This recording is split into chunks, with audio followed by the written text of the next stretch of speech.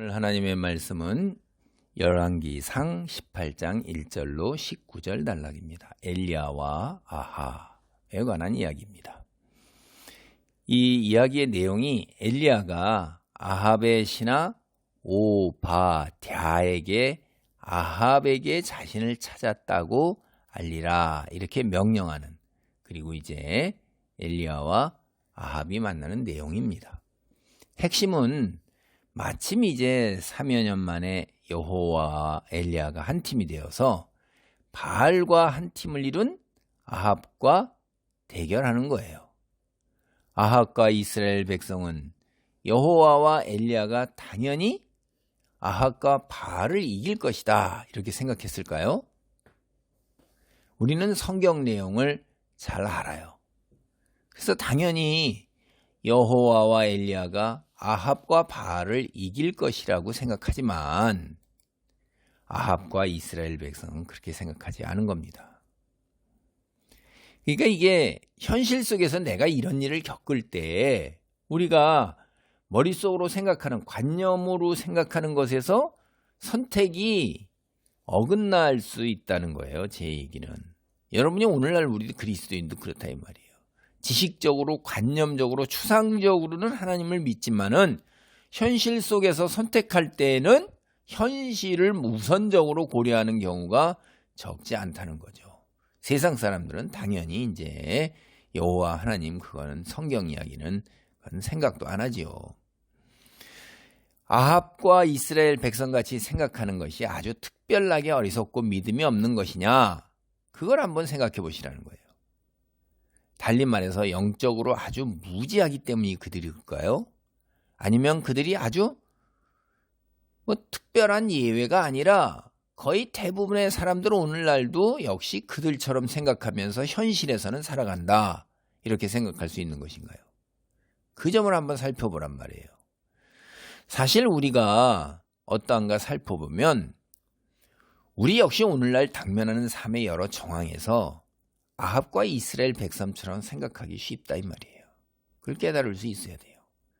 영적으로 성숙하고, 그리고 그뿐만 아니라 또 깨어 있어야 돼요. 이게 그렇지 않으면 아합이나 이스라엘 백성과 크게 다르지 않을 가능성이 대단히 높다 하는 겁니다. 우리는 성경은요, 결말까지 이미 다 알고 있어요. 그렇기 때문에 그거는 당연히 그렇다고 관념적으로 생각해요. 근데 현실에서 여러분 각자가 살고 있는 삶, 결말이 있어야지. 여러분은 영화나 드라마나 소설은 전지전능한 독자로서 다 알고 있는 거예요. 그런데 이제 결말, 그 속에 들어간 등장인물로서 내가 사는 겁니다. 현실이라는 무대 속에서 하나님께서 내게 주어진 생명의 시간 여한 그 기간 동안에 내가 선택하면서 살아가는 거예요. 내가 어떤 선택을 하냐에 따라서 달라지는데, 그래서 앞에 살았던 사람의 삶을 보면서 현재 내 삶과 견주어서 내가 바른 선택을 하도록 하나님께서 성경을 주셨는데도 불구하고 성경은 나와 그다지 영향력을 미치지 못하고 관계가 없는 먼 이야기고, 성경은 성경이고, 현실의 삶은 지금 당장 내가 온몸으로 부딪히는 현실의 삶이에요. 그것이 내게 교훈을 주지 못하고 깨달음을 주지 못하는 경우가 적지 않아요. 그건 여러분이 특별히 못나서 그런 게 아니라 그거는 드라마고 이야기예요. 성경은. 그런데 나는 내가 온몸으로 겪어내야 돼요. 춥고 배고프고 힘들고 남에게 무시당하고 뺨따귀 맞아야 되고 얼굴에 침 받고 채찍으로 내 등허리에 맞아서 피 흘려요. 십자가를 내가 지고 걸어가야 돼요. 내가 이런 거 싫은 거예요. 등 따숩고 배부르고 편안한 데서 좋은 물건, 값진 음식, 기름진 음식, 맛있는 음식 먹으면서 좋은 위치에서 남들에게 추앙받고 존경받고 칭찬받고 이런 거를 원하는 거죠. 불편한 삶, 광야에서 돌베개 베고 자는 삶, 이슬이 내리고 별 바라보고 춥고 배고프고 무시당하고 조롱받고 이름도 없이 섬기는 삶 별로 안 좋아한다 이 말이에요. 그거 힘들어요. 그래서 우리가 그런 선택을 하는 걸 겁니다. 그렇기 때문에 영적 안목을 갖춰야 된다는 거예요. 늘 깨어 있어야 된다는 거예요. 그러면 아합이나 이스라엘 백성과 별반 다르지 않을 가능성 굉장히 높습니다. 사탄은 이 틈으로 우리를 몰고 들어와서 우리를 넘어뜨리고 유혹하고 파멸로 몰아가는 겁니다. 먼저 열왕기상 18장 1절로 6절을 봅니다. 많은 날이 지나고 제3년에 여호와의 말씀이 엘리야에게 임하여 이르시되 너는 가서 아합에게 보이라. 내가 비를 지면에 내리리라. 엘리야가 아합에게 보이려고 가니 그때 사마리아의 기근이 심하였더라. 아합이 왕궁 맡은 자 오바댜를 불렀으니 이 오바댜는 여호와를 지극히 경외하는 자라. 이세벨이 여호와의 선지자들을 멸할 때 오바댜가 선지자 100명을 가지고 50명씩 굴에 숨기고 떡과 물을 먹였더라. 아합이 오바댜에게 이르되 이 땅의 모든 물구름과 모든 내로 가자. 혹시 꼴을 얻으리라. 그리하면 말과 노새를 살리리니 짐승을 다 잃지 않게 되리라 하고 두 사람이 두루 다닐 땅을 나누어 아합은 홀로 이 길로 가고 오바댜는 홀로 저 길로 가니라. 이제 엘리야가 이스라엘의 가뭄을 선포한 지 3여 년이 흘렀어요. 지난 그 3여 년 동안 이스라엘에 비가 오지 않아서 온 나라가 가뭄으로 매우 어렵게 되었습니다. 신약성경 보면요, 이때 가뭄이 3년 반이다 이렇게 얘기를 해요. 누가복음 4장 25절입니다. 엘리야 시대의 하늘이 3년 6개월간 닫혀. 야고보서 5장 17절. 엘리야는 우리와 성정이 같은 사람이로되 그가 비가 오지 않기를 간절히 기도한즉 3년 6개월 동안 땅에 비가 오지 아니하고. 이제 차이가 좀 있죠. 여기는 3년이라는데 3년 반. 계산법이 서로 달라서 그래요. 구약 시대는 연 단위로 계산했지만 신약은 연과 개월 단위로 같이 써서 계산했기 때문에 이렇게 차이가 나는 거예요. 묵시문학을 보면 3년 반이다 이런 거는 환란을 상징해요. 그러니까 다니엘서 7장 25절, 12장 7절, 11절, 요한계시록 11장 3절 이런 거는 3년 반이다라는 말이 나오는데 이게 환란입니다. 환란. 이게 하나님은 엘리야에게 이제 아합을 만나라고 하시는 거예요. 드디어 하나님과 바알의 한판 승부가 시작되는 순간인 것입니다. 우리가 아는 것처럼 3년 동안 계속된 가뭄을 통해 이미 바알은 하나님께 완패한 겁니다. 비와 천둥의 신으로 풍요를 줄 것으로 믿었던 신, 자기를 숭배하는 자들에게 단 한 줄기 비조차 내리지 못하잖아요. 3년 동안. 그러니까 이게 뭐야? 게임이 끝난 거죠. 이미 벌써. 지난 3년 동안 비를 주지 않으신 하나님. 바알이나 아합, 말할 수 없는 수치와 모욕을 당한 거예요. 아합과 이세벨, 바알이 비를 내려주면서 이스라엘을 풍요롭게 할 것이라고 그랬어요. 그래서 바알을 국교로 만들었어요. 아세라와 더불어서. 그리고 섬겼습니다. 아주 열성적이에요. 이 아합과 이세벨, 특히 이세벨. 무서울 정도로 열성적이에요. 근데 하나님의 사람 엘리야가 거기다 대놓고 가뭄을 선포했어요. 비가 한 방울도 안 왔어요. 3년 동안. 완전히 게임이 끝난 거죠. 가뭄으로 인해서 이제 아합은 자기가 이스라엘 백성들에게 강요한 바알 숭배가 거짓이고 풍요를 약속한 자신 역시 무능한 왕이다. 이게 온천의 3년 동안에 분명하게 다 드러난 거잖아요. 그러니까 이제 아합이 이게 가만히 있겠습니까?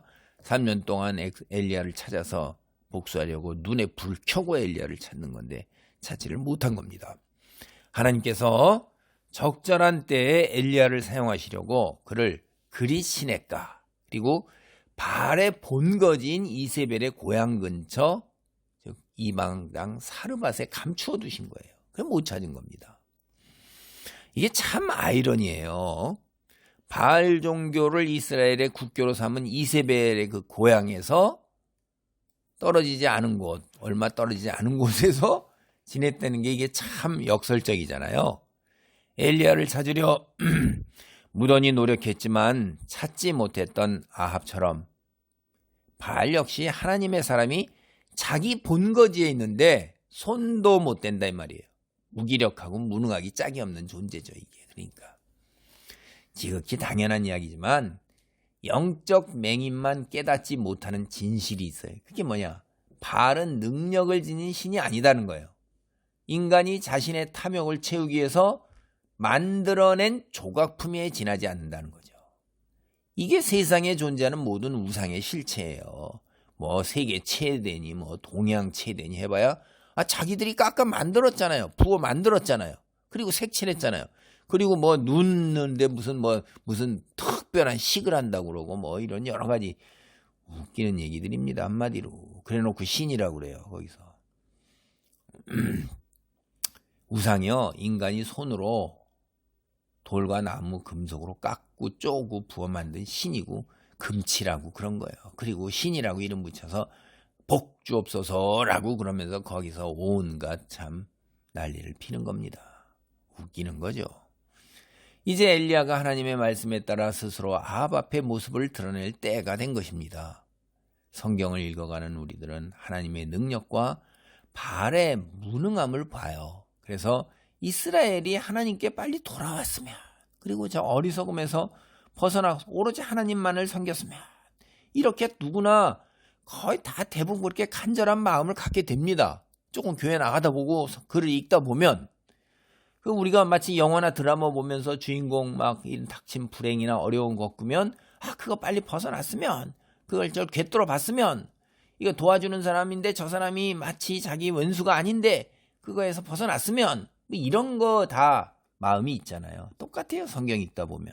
그래서 이제 그런 마음을 갖는데 엘리야가 드디어 아합을 만나기에 길을 떠났어요. 근데 가는 길에 오바댜를 만났습니다. 이 오바댜의 이름의 뜻이 여호와의 종이에요. 여호와의 종.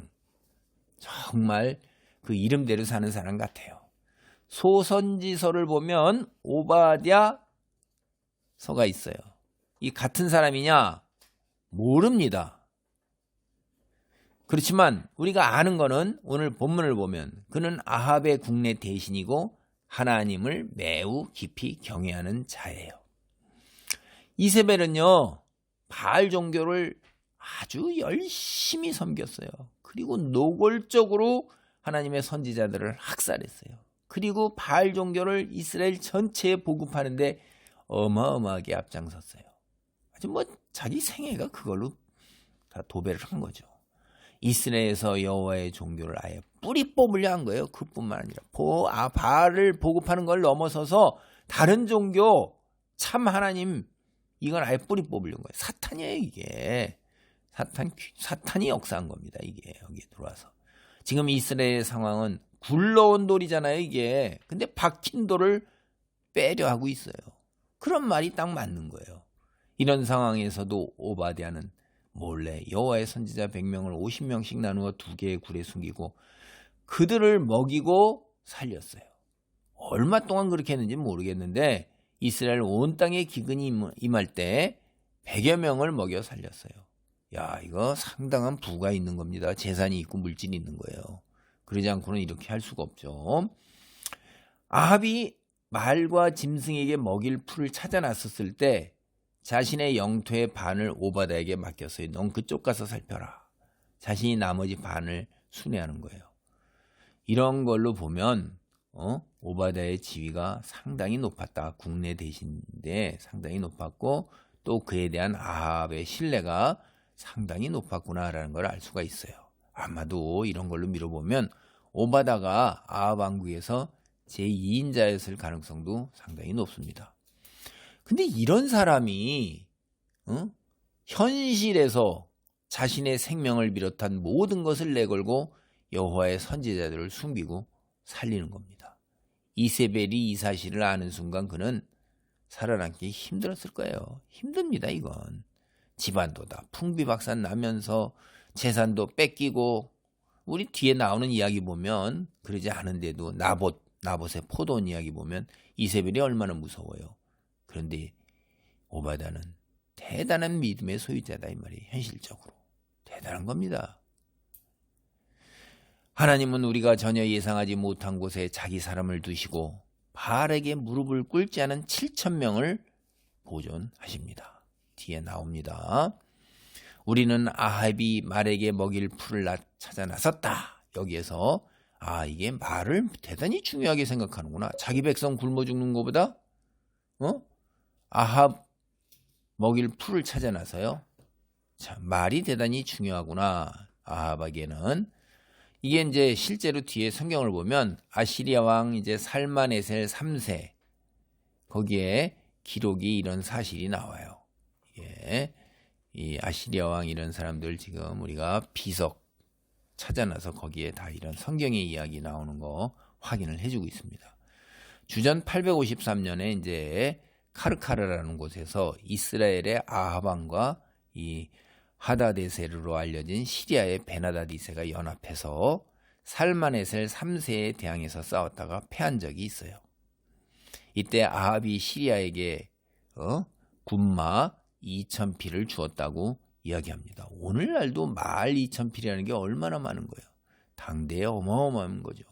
아합이 이처럼 많은 말을 시리아에게 줄 수 있었던 건 평상시에 매우 많은 말을 보유하고 있었다 하는 거예요. 이 말이라는 것은 당시에 이게 전쟁 무기입니다. 이게. 그래서 아합은 군사력으로 왕권을 강화하고 유지했구나라는 걸 알 수가 있어요. 하나님께서 왕은 처첩이나 군대를 많이 두지 말라 이렇게 말씀하셨잖아요. 우리는 그 모세율법에 알아요. 이미 여러 차례 살펴봤어요. 하나님을 믿지 않는 자들 자기 힘을 의지하는 거예요. 하나님을 믿지 않으니까 무력을 강화하는 거예요. 그렇게 해서 자기 힘으로 눈에 보이는 현실적인 거로 이렇게 자기의 자기를 지키고 자기의 힘을 과시하고 남을 통제하는 수단으로 쓰는 겁니다. 이게 당연한 행태들이에요. 세상 사람들. 이어지는 열왕기상 18장 7절로 15절의 이야기를 봅니다. 오바다는 엘리야를 보자마자 즉시 한눈에 알아보았어요. 7절을 보면. 그래서 이게 이제 우리가 엘리야의 복장과 모습이 특이해서 알아본 건지 아니면 엘리야의 소문이 자자해서 이스라엘 백성들이 벌써부터 엘리야를 알고 있는 건지 아니면 3년 전에 엘리야가 가뭄을 선포하러 아합에게 나타났을 때 그때 이제 오바다가 보아서 알고 있는지 우리는 잘 모르지만 여하튼 간에 성경 본문을 보면 오바다는 엘리야를 한눈에 딱 알아본 겁니다. 그리고 엘리야 역시 오바다에서 알고 있는 거예요. 그러니까 오바다에게 당신 상전 아합에게 내가 여기 있다고 보고 와라 이렇게 지시하는 거예요. 8절에 오바다는 엘리야의 명령을 받고선 아주 난색을 표하는 거예요. 지난 3년 동안에 아합 엘리야를 찾으려고 얼마나 눈에 불을 켜고 혈안이 되어서 찾았는데 찾지 못했단 말이에요. 그런데 갑자기 오바다가 엘리야를 찾았다. 이렇게 해서 아합을 이곳으로 데려오면 그 사이에 엘리야의 마음이 바뀌어 다른 곳으로 가버리면 자기는 이 왕을 능멸한 죄잖아요. 그냥 한 칸에 날아가는 거죠. 그게 9절로부터 12절 상반절까지 이야기예요. 그래서 오바다는 엘리야에게 자기가 어렸을 때부터 여호와를 경외해 왔고 이 어렸을 때 경외하는 것이 대단히 중요한 거예요. 어떻게 지금까지 여호와의 선지자들을 보호했는지를 말하면서 제발 자기에게 불상사가 일어나지 않도록 해달라고 그렇게 호소를 하는 게 이제 12절 하반절부터 14절까지입니다. 엘리야는 절대로 그런 일이 일어나지 않을 것이라고 하나님의 살아 계심을 두고 맹세까지 했어요. 진실한 여호와의 종이 여호와의 이름으로 맹세했으니 오바다 이제 더 이상 걱정할 필요가 없는 거예요. 그래서 엘리야는 오바다를 그렇게 안심시키고 자신이 시키는 대로 하라고 지시를 했어요. 엘리야는 바로 오늘 아합을 만날 것이라며 자신의 의지 또한 밝혔습니다. 열왕기상 18장 16절로 19절입니다. 오바다가 가서 아합을 만나 그에게 말하며 아합이 엘리야를 만나러 가다가 엘리야를 볼 때 아합이 그에게 이르되 이스라엘을 괴롭게 하는 자여 너냐? 그가 대답하되 내가 이스라엘을 괴롭게 한 것이 아니라 당신과 당신의 아버지의 집이 괴롭게 하였으니 이는 여호와의 명령을 버렸고 당신이 바알들을 따랐습니다. 그런즉 사람을 보내 온 이스라엘과 이세벨의 상에서 먹는 바알의 선지자 450명과 아세라 선지자 400명을 갈멜산으로 모아 내게로 나오게 하소서. 여기 되게 재밌죠? 이세벨의 상에서 먹는 누가 실질적으로 다스리는 거예요? 이세벨이에요. 이세벨. 바알 종교, 아세라 다 이세벨이에요. 아합은 그저 따라가는 겁니다.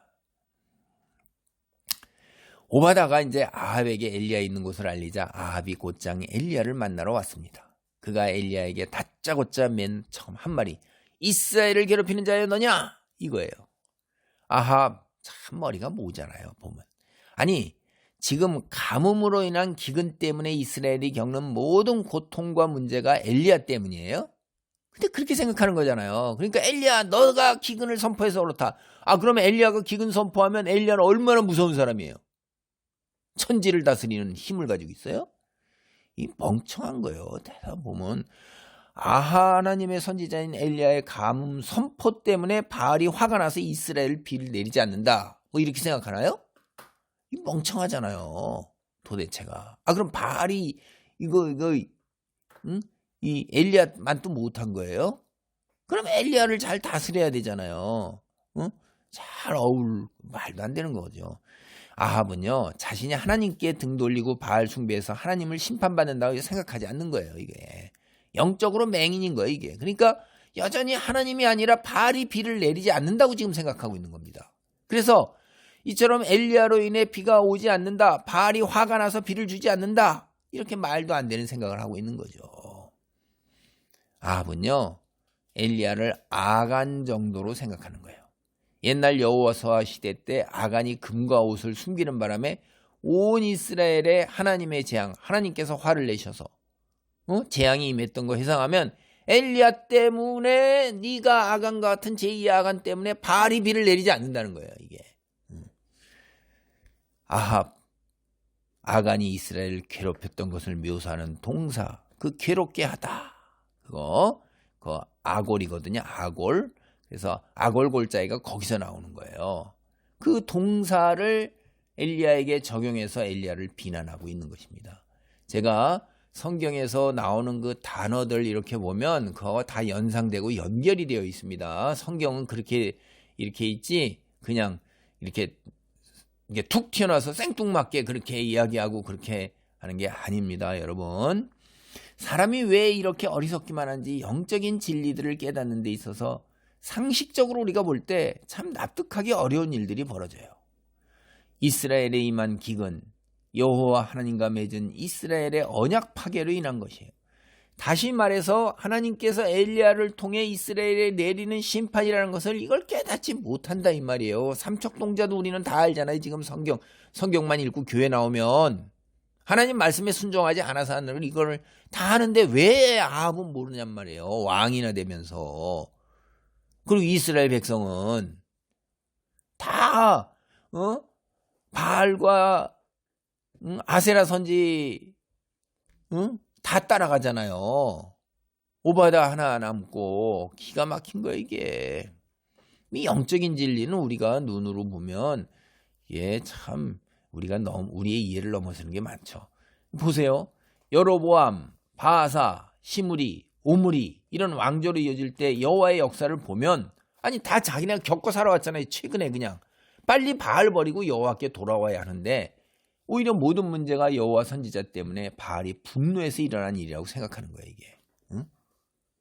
엘리야 아합의 말을 되받아치는 거예요. 그래서 이스라엘을 괴롭히는 자는 내가 아니라 바로 너 아합과 너의 집안이다 라는 거예요.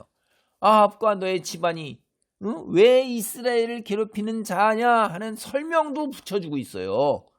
하나님과 맺은 언약을 저버리고 하나님의 계명을 따르지 않는 것, 그게 문제의 발단이라고 짚어주고 있는 것입니다.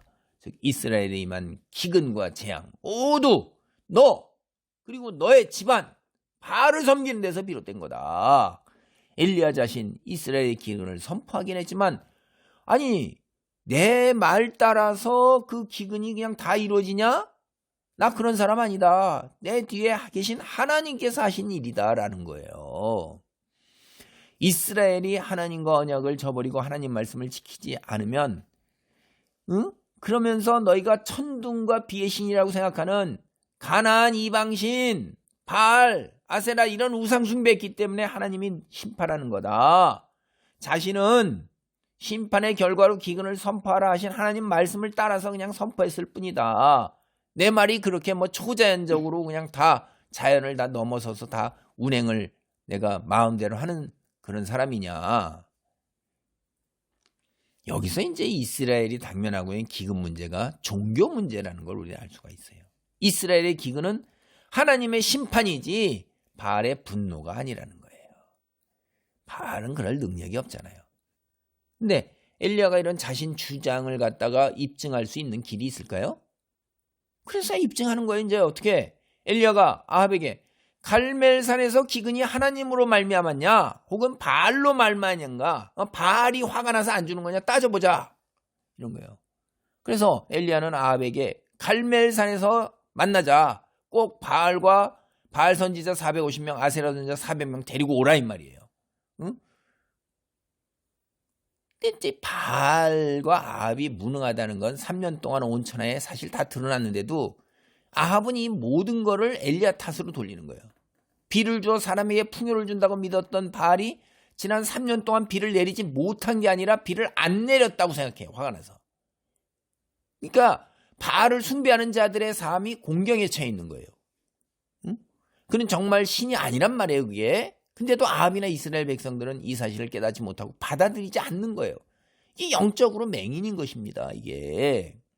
그래서 이제 엘리야가 갈멜산에서 너 아합 그리고 온 이스라엘이 지켜보는 가운데 바알의 머리에다가 그냥 한번 최후의 일격을 가하려고 깨트려 버리려고 하는 것입니다. 엘리야는 갈멜산에서 이미 밑바닥이 다 드러난 바알, 완전히 그냥 참수형으로 목을 딱 베어버리를 처형하기를 원한 겁니다. 이 되게 여러분 보세요. 갈멜이라는 이름이 하나님의 포도원이라는 거예요. 성경을 보면요, 이스라엘은 포도나 포도원이에요. 하나님의 포도원입니다, 이게 이스라엘이. 그래서 갈멜 여기가 해발 500m 이상의 고지대인데 지중해 해변을 따라서 이제 남북으로 25km에 해당하는 산악지대인데 산악지대의 가장 높은 곳이 갈멜산이에요. 빽빽한 숲으로 우거져 있고 오늘날 이제 하이파라 불리는 곳이에요. 이 산의 자연적인 아름다움과 장엄함, 이건 오래전부터 이렇게 빽빽하고 물이 있고 뭐 하니까 다산의 상징, 풍요로움의 상징이에요. 근데 여기에 이제 굴도 많아요. 그래서 학자들은 오바다가 아마도 이 산에 있는 굴에다가 선지자들을 숨겼다 이렇게 생각을 해요. 오늘 말씀을 정리합니다. 솔로몬이 이 가불 지역을 갖다가 두로의 히람에게 넘겨준 이후부터 이 갈멜이 두로, 그러니까 이방 지역과 이스라엘의 경계가 되었어요. 그래서 갈멜은 오랫동안 이스라엘 종교, 그 다음에 경계니까 또 가나안 바알 종교의 양쪽에 다 굉장히 중요한 장소예요. 성경을 보면 엘리야가 뒤에 30절요. 허물어진 여호와의 제단을 고쳐 쌓습니다.